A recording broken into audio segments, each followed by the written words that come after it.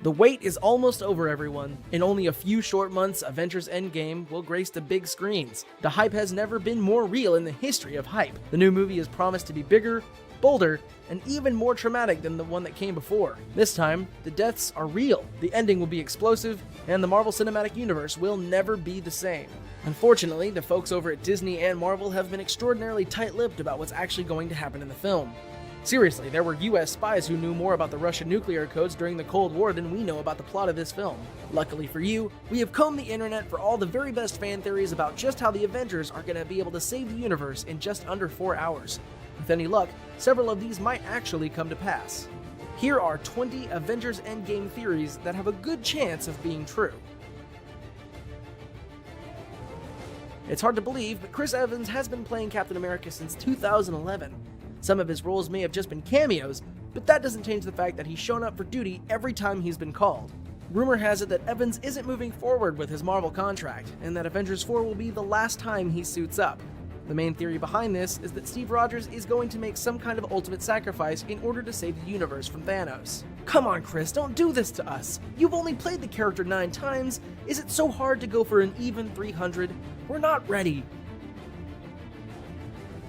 Gamora's death in Infinity War was one of the most surprising parts of a movie that was 90% surprising parts. While it seems like all is over for her, one of the last scenes of the movie gives some fans hope. Right after the snap, we see Thanos talking to baby Gamora in some sort of odd dimension. Many think that instead of dying, Gamora was just transported inside the Soul Stone. These same fans think that all the characters who died during the Decimation were sent there as well. They released a trailer for Spider-Man Far From Home, so clearly they're all coming back. Though, there's a good chance that Drax will mysteriously be played by Vin Diesel instead of Dave Bautista, who had a public row with Disney. Might not be a good idea to badmouth the Mouse House. In 10 years, they'll probably have bought out Earth. For those that don't know, Avengers Infinity War and Endgame are both based on some of the most popular Marvel comics of all time. Jim Starlin's The Thanos Quest and its sequel, The Infinity Gauntlet.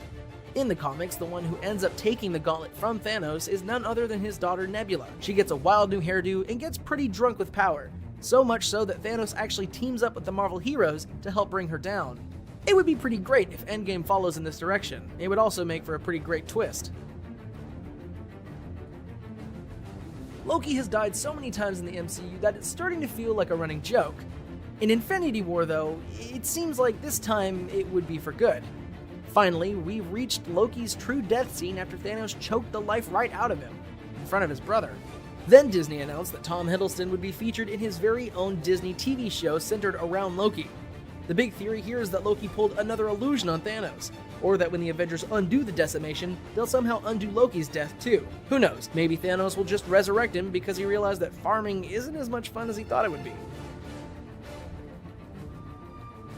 The early set photos have fans reeling because they seem to show a present-day Tony Stark interacting with Captain America and Thor from the era of the first Avengers movie. This seems to imply that the team will be using time travel in their battle against the Last Titan. The common theory about how this happens is that Scott Lang somehow takes the team into the quantum realm. Ant-Man and the Wasp wasn't exactly subtle with their mentions that time travel was possible in the realm. Infinity War was blatant with their foreshadowing when Tony discussed a dream with Pepper where they had a kid. It sounds like this was a throwaway line, but it's much more likely that they were teasing a reveal in the sequel. The film seems to be jumping in time, so it's possible that we'll get to see them go into the future where Tony will get to bond with his adult daughter. That and Gwyneth Paltrow just came out and said that the two of them are going to have a kid. Spoiler alert much? Speaking of really unsubtle hints that Tony Stark threw out in Infinity War, he mentions his wedding to Pepper several times in the film. The common theory here is that the movie will end with a great big wedding between Tony and Pepper with all the extended cast in attendance. This would be fitting with many similar comic events. Outside of big universe-shaking battles, wedding issues are some of the most iconic stories in the Marvel collection. Weddings like the ones between Reed Richards and Sue Storm, Black Panther and Storm, and Peter Parker and Mary Jane are some of the most legendary issues of all time. Avengers Endgame is going to close out what's known as the third phase of the MCU. We will likely see several of the biggest names in the extended franchise bowing out to focus on other things. This is going to leave a pretty big gap for new characters to fill. One of the most prevalent rumors about Marvel Phase 4 is that it will hint to a Young Avengers movie. It's a team of Teen Titan-esque younger superheroes that are all largely based on the Avengers. The big thing supporting this is that actress Emma Fuhrmann is rumored to be playing the older version of Scott Lang's daughter, Casey. In the comics, Casey goes on to become a superhero named Stature, then later changed to Stinger, who is part of the Young Avengers.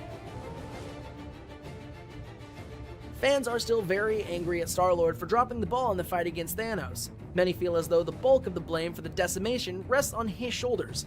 Despite this, no one really seems angry at Doctor Strange for simply handing over the Time Stone to Thanos in order to save Tony's life.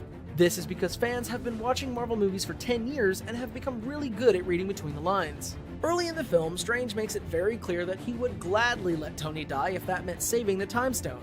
This totally contradicts what happens though. It probably had something to do with Strange's vision quest where he looked at 14 million futures in order to see the one where they were victorious. Perhaps the only timeline that brought victory was the one where Tony lived to fight another day. That's supported by the fact that Strange literally name drops Endgame a few minutes before he dies, implying that he knew everything that was going to happen before it did. Note to self, never play chess with Doctor Strange. He cheats. The first Avengers Endgame trailer didn't have a ton of new information, but it did start with an incredibly heartbreaking scene. Tony records a final message to Pepper detailing that he's about to die due to lack of oxygen and food aboard the Milano. So, this leads us to wonder, who is going to come to Iron Man's aid? The smart answer is that this is how Carol Danvers enters the fray. Maybe after she got the call from Nick Fury's weird communication device, she rushes to find Tony to bring him home.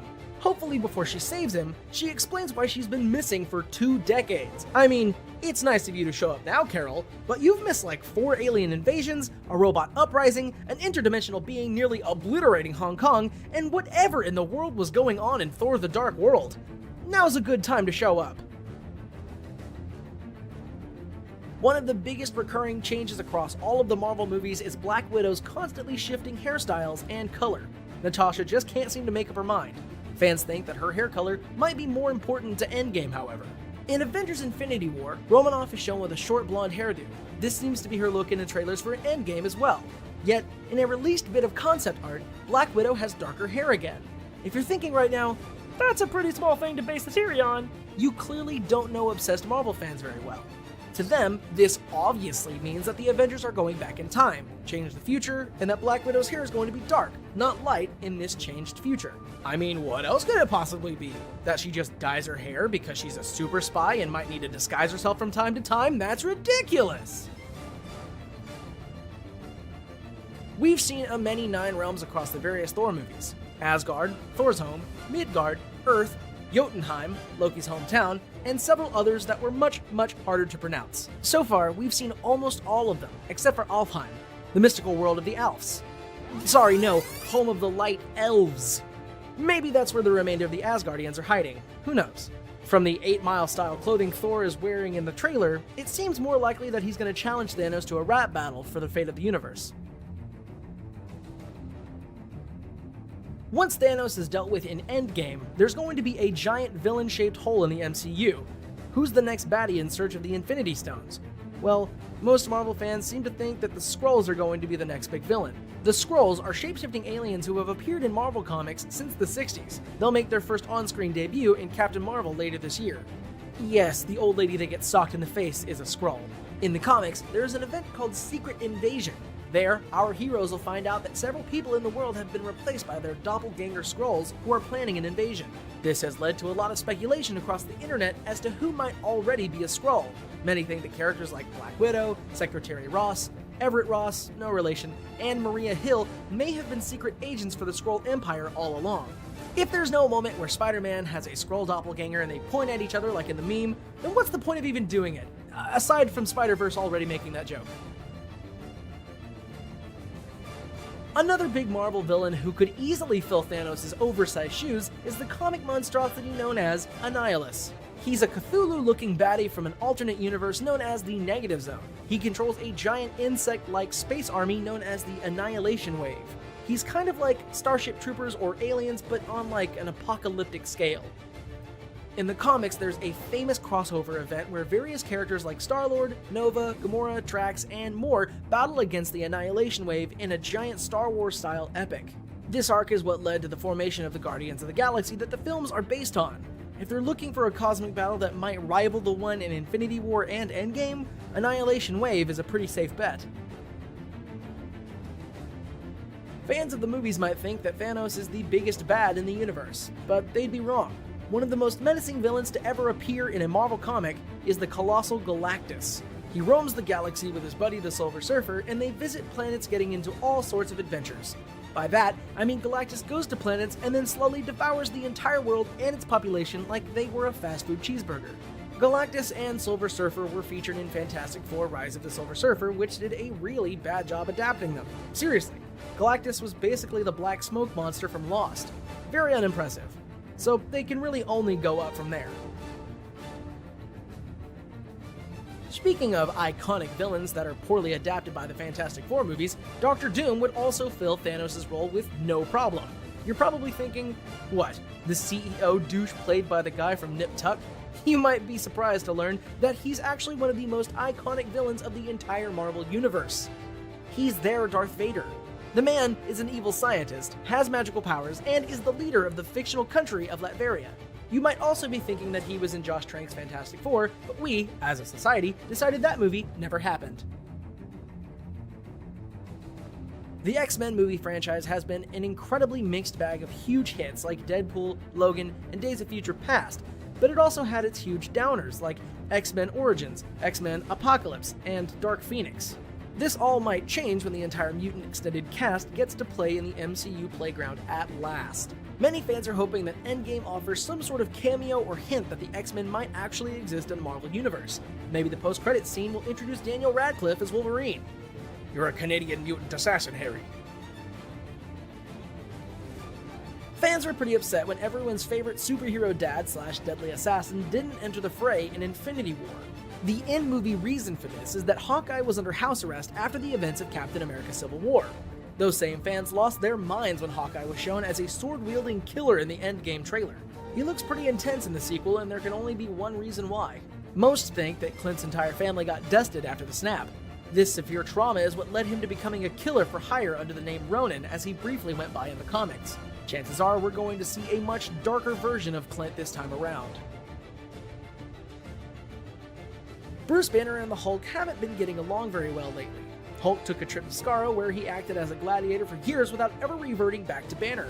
Then, in Infinity War, Hulk gets beaten up by Thanos so badly that he refuses to come out again.